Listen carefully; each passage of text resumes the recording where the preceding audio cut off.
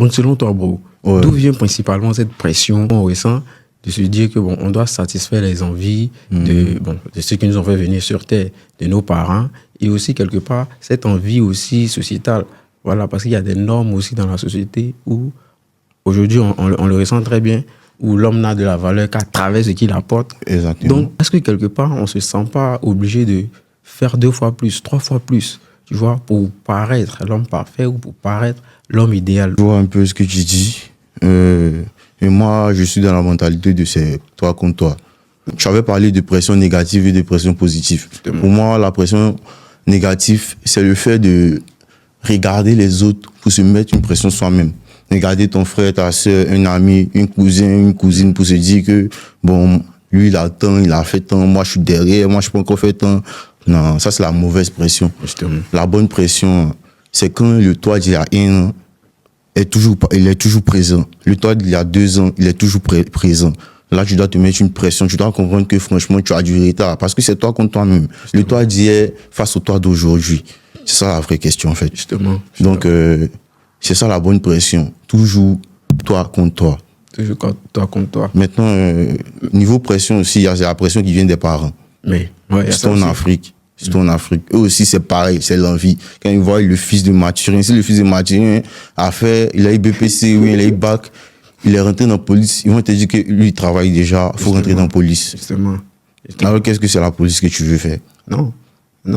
Tu vois, clairement, ça, c'est un souci aussi au niveau des parents qui, quelque part, ne prennent pas le temps, tu vois, de rentrer aussi, de comprendre l'enfant, de se dire que c'est mon fils, il faut que j'arrive quand même à voir ce qu'il aime, à comprendre ses envies et à l'aider aussi à évoluer dans ce qu'il veut faire. Peut-être que c'est dans ce qu'il veut faire là qu'il va être la personne qu'il est appelé à être. Tu sais que moi, j'ai fait ce choix-là. Je suis de ceux qui ont fait ce choix, qui ont déçu leurs parents pour pouvoir suivre leur propre voie. Super. Ouais, je suis de ces personnes-là. Et ce que je peux dire, c'est que dans les premiers moments, on m'avait pensé que j'avais raté ma vie. Donc, tu fais partie de ceux qui ont fait le choix de s'écouter. Et de ceux qui ont fait le choix de décevoir leurs parents. Voilà. Les gars, faut apprendre. Apprendre. Ça même, j'en avais parlé d'une vidéo. Apprendre à décevoir les gens. Tout le monde. Tout le monde, frère et sœurs. Je ne peux pas vivre dans l'intention de satisfaire tout le monde. C'est pas possible. Ça, c'est pas faux. Tu vas te détruire, tu vas te faire du mal. Faut apprendre à décevoir des gens pendant un moment pour les satisfaire pour un autre moment. Ouais. C'est-à-dire que, bon, je prends un exemple, tu as commencé à travailler, tes parents veulent dire que tu construises pour eux, c'est eux qui ont tous les problèmes, c'est eux qui ont tout, alors que tu en phase de construction. Justement. Tu peux pas venir être là dans ce sens-là et puis venir t'occuper directement de toute la famille. Ouais. Tu dois avoir une base. Et maintenant, quand cela sera réalisé, tu auras la capacité de les aider à ton aise. Justement. Mais pour le moment, tu dois les décevoir.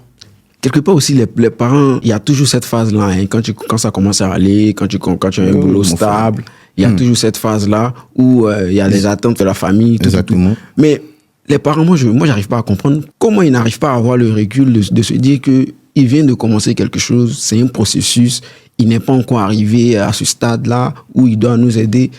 Pourquoi il y a toujours ce petit truc-là où ils doivent nécessairement te mettre la pression? Moi, je dirais que le modèle dont on parle là, le genre de personnes dont on parle là, c'est un type de personne bien précis.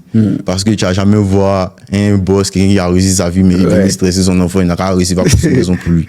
Donc déjà, si tu attends quelque chose de tes enfants qui viennent de travailler, c'est-à-dire que tu n'es pas positionné. Justement. Et si tu n'es pas positionné, c'est que tu n'as pas reçu l'éducation de la richesse. Parce que la richesse, c'est une éducation.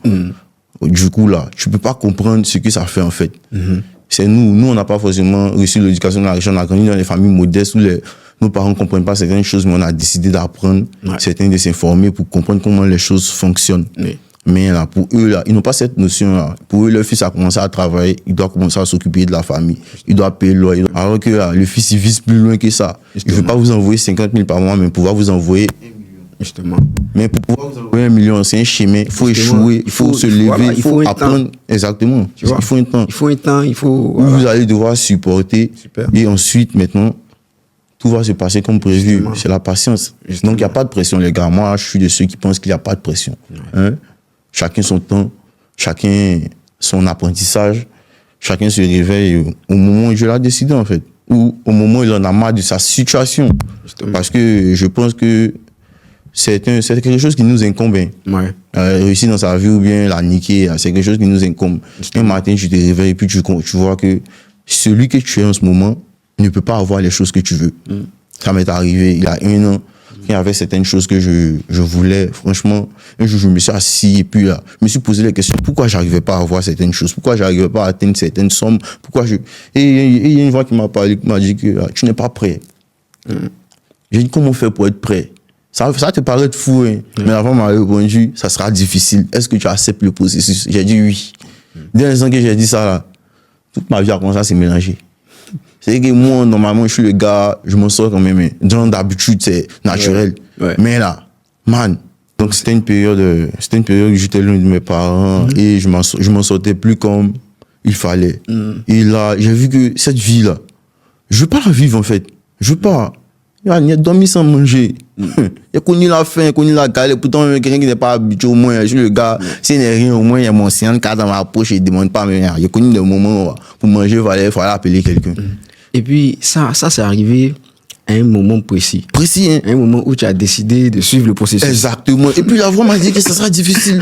Et j'ai dit, oui, je veux. Sans savoir les conséquences. C'est comme quand tu demandes à Dieu la force. Quand tu demandes à Dieu la force, là, tu penses que tu vas te réveiller un matin, tu es fort. Non, vous voyez les adversaires, tu vas te battre. Tu vas te battre, tu vas apprendre. C'est dans ça que la force va venir. Donc, c'est exactement ça. Tu vois? Donc, il fallait que j'apprenne. Donc, c'est dans ce moment de difficulté là, j'ai vu qu'attends, c'est comme ça la vie est.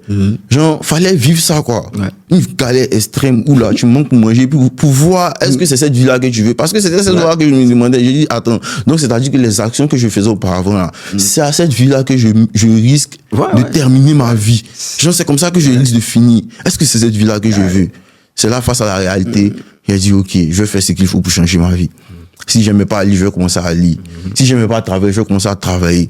Tout ce qui faisait partie est un obstacle à ce que je désire là.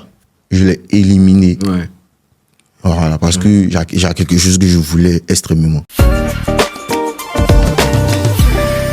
Ce que tu dis est très important. C'est très important dans le sens où, moi, ça me marque profondément. Voilà, parce que le processus, ce n'est jamais un chemin qui est facile. Tu vois? Exactement. Et intérieurement, au moment où tu t'es senti prêt, au moment où tu as décidé de suivre le chemin, je suis sûr qu'à ce moment, tu étais un peu acculé. Exactement. Parce qu'il y a des choses, c'est vrai que genre, ça allait. Mais il y a des choses que genre, je voulais passer un autre cap. Voilà. Alors que là, pour chaque niveau, il y a un sacrifice. Voilà. Je sentais que. Tes ambitions, tu avais des ambitions. Je sentais qu'il y a plus. Et puis, je vais te dire un truc. Je vais te dire un truc, c'est que c'est dans cette période-là que Dieu m'a révélé ce que je devais faire de ma vie. C'est dans ça que j'ai eu un rêve. Sinon, avant, là, j'étais de ceux qui cherchaient que l'argent. Je n'avais pas de... Et que, moi, il fait, mais oui, ça marche, il y a mon jet, tout le reste là. Oh. Mais là, c'est dans ça que c'est dans ce moment-là que là, Dieu m'a donné un rêve, m'a donné des ambitions. Il a commencé à me rechercher moi-même, à me reconnecter à moi-même. Qu'est-ce que j'aime faire? Parce que c'est que tu côté dessus, ça marche plus. Donc, il faut trouver d'autres voies. Donc, il a commencé à chercher. Qu'est-ce que j'aime faire? Quelles sont ces choses-là dans lesquelles je fais partie des meilleurs, dans lesquelles je pourrais me former? C'est dans ce sens-là que j'ai commencé à faire des recherches. J'ai commencé à rechercher mes talents délaissés. La musique, la littérature, ça, c'est quelque chose que j'aime particulièrement. Donc, la lecture et tout, là, c'est quelque chose que je faisais petit. Donc, j'ai commencé à me dire, bon, voilà les choses que j'aime. Comment agencer tout ça? Sans ça, je me suis lancé dans le rap, parce que le rap, c'est l'écriture. L'écriture, en même temps, la musique, ça, ce sont mes deux passions. Donc, ça agence les deux. Ouais. Après aussi, mes vidéos que je fais, ce sont des trucs où j'écris des scripts. Ouais. J'aime l'écriture. Peut-être demain, il y aura des livres. Mais là, il y a cherché des trucs, en fait, que quand je fais, il n'y a pas l'impression de faire des efforts. Justement. Quand je m'assois pour gratter un test, c'est pas l'impression de travailler. C'est-à-dire que tu cours plus maintenant vers l'extérieur. Tu as cherché maintenant ce qui est en moi, ce qui est en toi, afin de le développer. Et quand c'est comme ça, là, tu rends ta vie très simple. Voilà. Gros, ça, tu sens même pas que tu travailles. Il n'y a pas plus de jus, il n'y a pas de pression. Tu t'amuses en faisant ça, en fait. En fait, il n'y a pas de pression par rapport à ceux qui le font par contrainte. Là. Moi, il ne faut pas que quelqu'un me dépasse dans ce qu'il fait tant qu'il le fait avec amour. Mais je ne vois même pas quelqu'un qui va me dépasser dans ce que je fais tant que je le fais avec amour, avec passion. Parce qu'il y a des gens qui font ça peut-être par contrainte. Il y a des gens qui font ça peut-être comme ça. Pourtant, moi, je le fais avec amour. Et puis là, j'ai un objectif terrible, grandiose que je me suis fixé. Et dans ce sens-là, quand tu te fixes des objectifs, tu t'arranges à ce que ça se passe en fait. Tu n'as pas fixé, puis tu vas t'asseoir. Oui, c'est clair.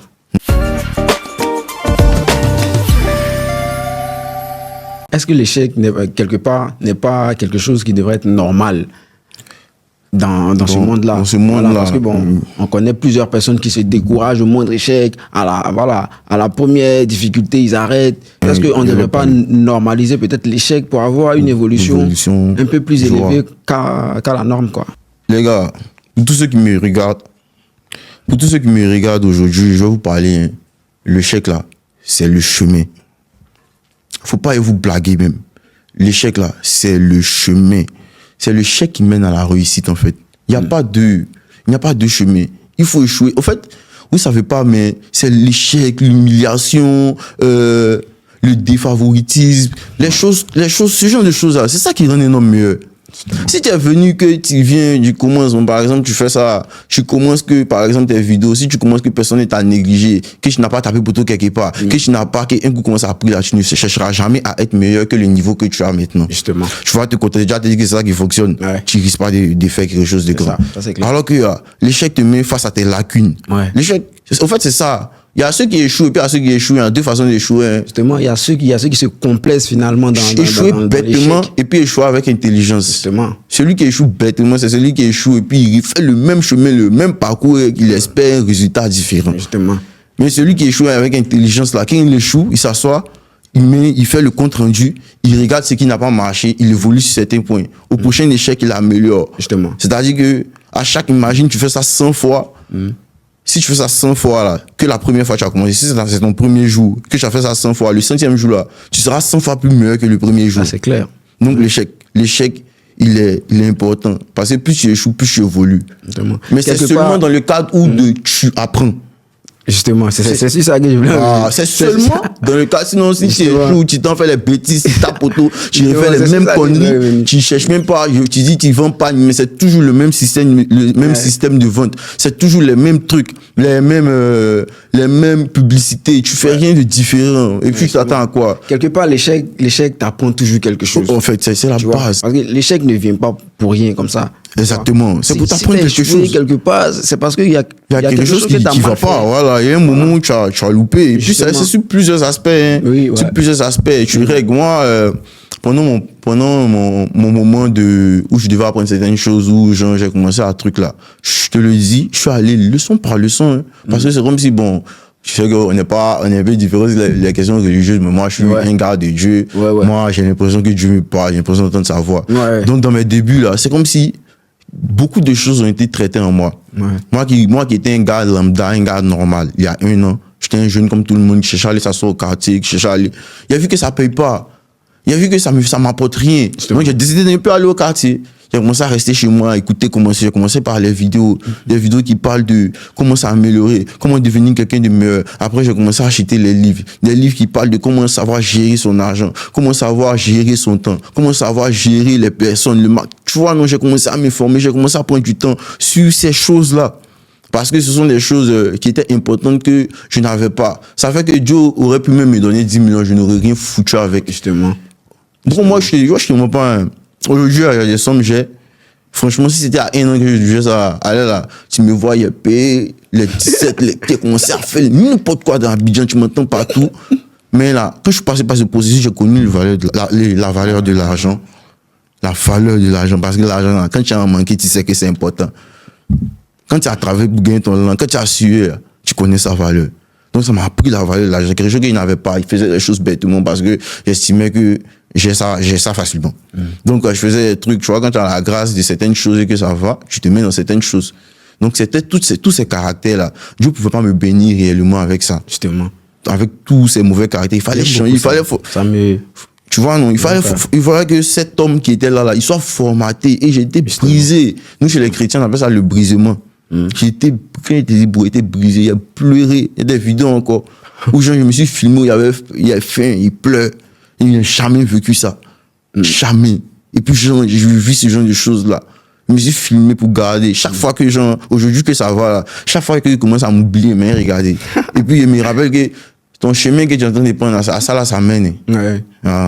Donc, reste focus. Tu viens de là-bas, en fait. Il sait qu'il était là-bas, bro. Il veut pas repartir.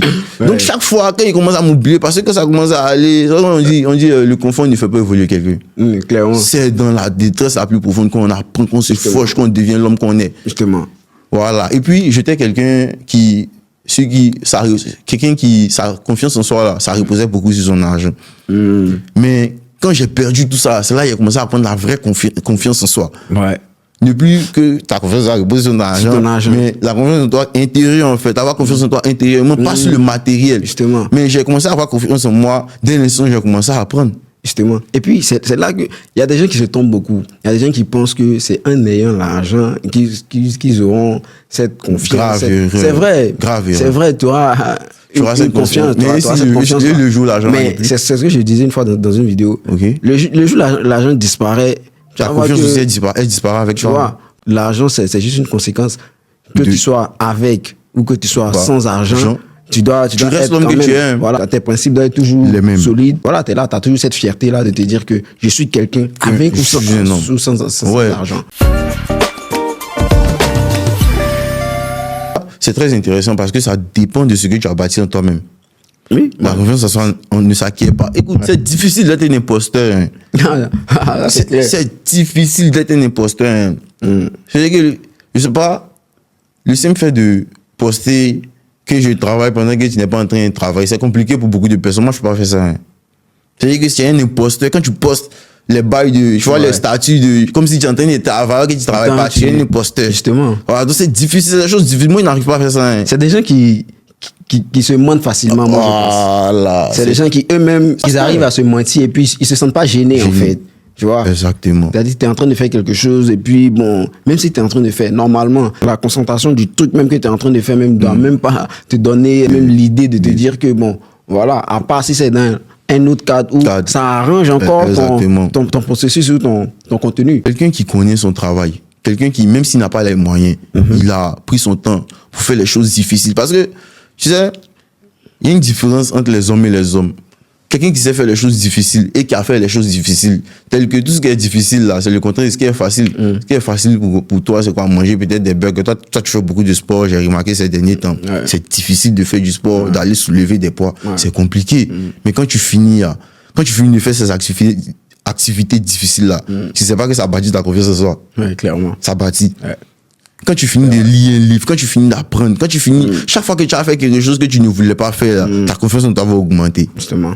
Chaque fois que tu as reproché, ça, la procrastination, tout ça, ça envoie la dépression. Parce que là, plus tu repousses, plus tu rappelles à ton cerveau que tu n'es pas en train de faire quelque chose, tu culpabilises intérieurement. Parce qu'en fait, tu sais que c'est quelque chose que tu dois faire. Mais tu n'as pas la force. Donc ça baisse ta confiance en toi. Et tu ne peux pas mentir à ton cerveau, tu peux mentir aux gens. Ça c'est difficile d'être un imposteur. Parce que tu peux mentir aux gens, mais tu ne peux pas mentir à ton cerveau. Si tu devais passer pour quelqu'un de super intelligent, pour quelqu'un... Un jour, on t'a appelé dans un micro comme ça, tu as parlé, puis tout le monde va savoir que c'est fou. C'est pas intelligent. Alors que nous, on peut nous appeler, puis on démontrer ça sur le terrain. Oui, sur le terrain. Donc, c'est quelque chose aussi qui provoque la confiance en soi. Donc, j'aimerais dire à tous ceux qui nous écoutent, chaque fois que tu vas faire quelque chose de difficile, tu vas faire quelque chose que tu ne voulais pas, ça va augmenter ta confiance en toi. Si tu reposes ta confiance en toi sur le matériel, tu commences déjà très mal. Tu dois bâtir, ça doit être bâti en toi. Justement. Ensuite, quand c'est en toi, tu vas voir que les choses que tu vas avoir, ça sera juste un truc pour compléter. Ouais. Voilà, que tu ne les as ou pas, tu restes un homme déterminé avec des principes.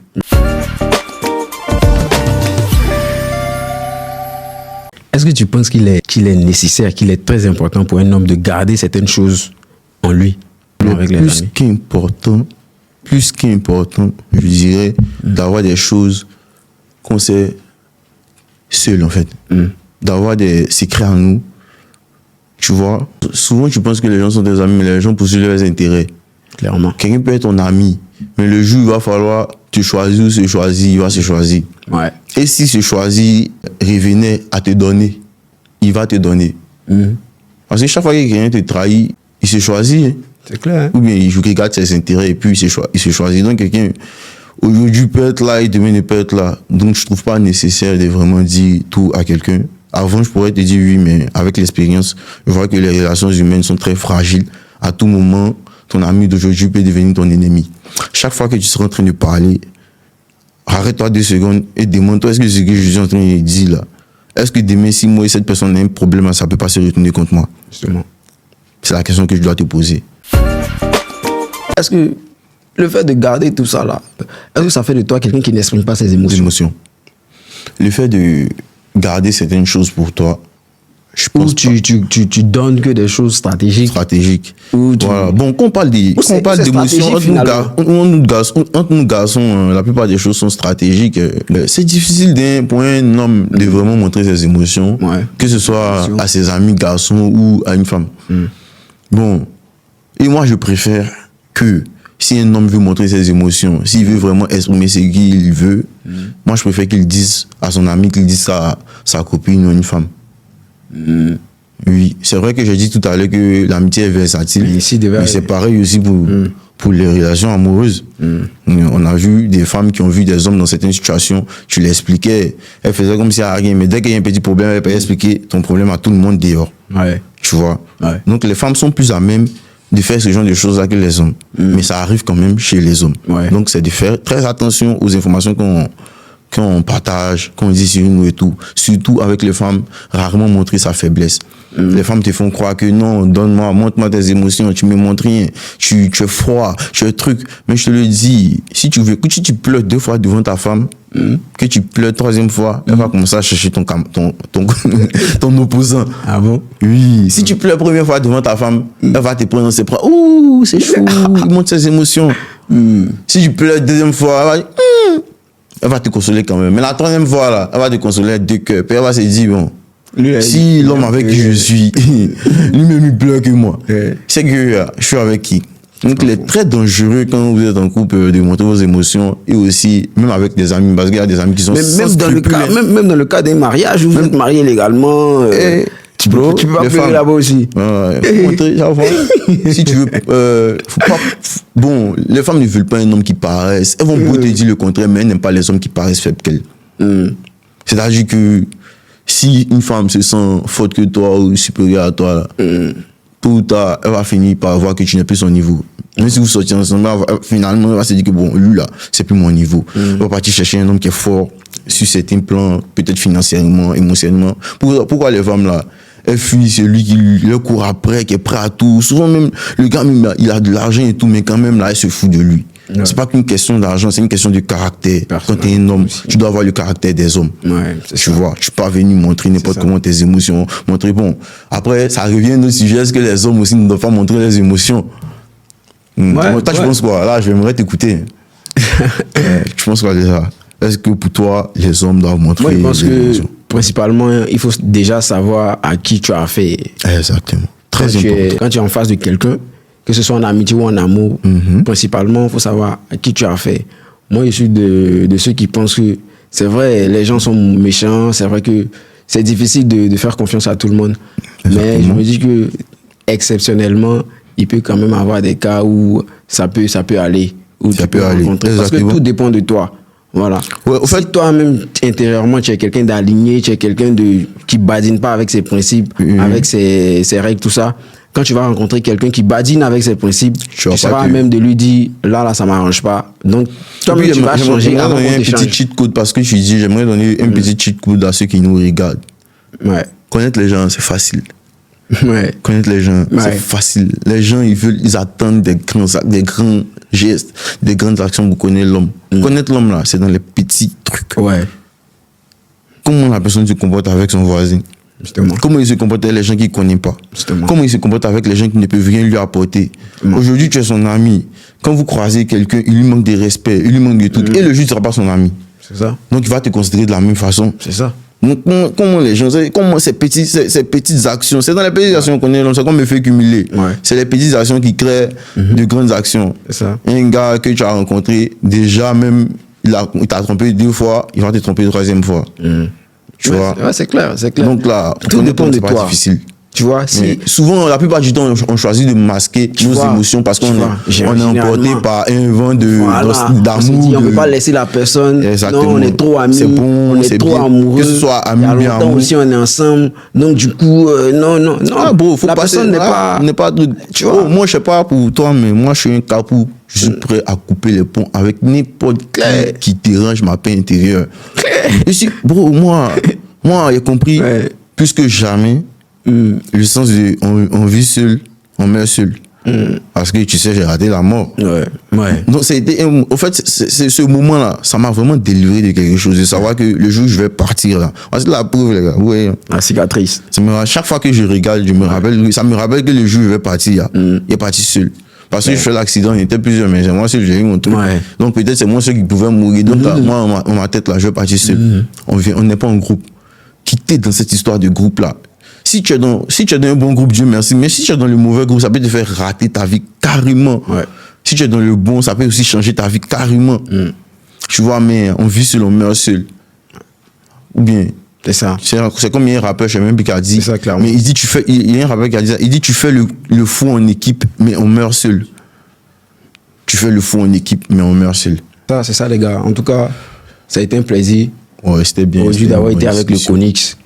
En tout cas. Konix Vision. Ouais, Konix Vision. Les gars, on a été très contents. Voilà, on a pu échanger tant qu'on pouvait, voilà, sur les sujets qu'on a eu, qui nous sont venus à l'esprit comme ça aussi naturellement. Ouais, voilà. En tout cas, comme vous le savez, ça va revenir. Il y aura encore des numéros qui reviennent encore et encore, les gars. Continuez à vous abonner, continuez à partager, continuez à repartager. Voilà, à vos amis, voilà. Parce que ça parle de vous, vous-même, vous savez. Exactement. On est ensemble, les gars. Prenez soin de vous et à bientôt. À bientôt.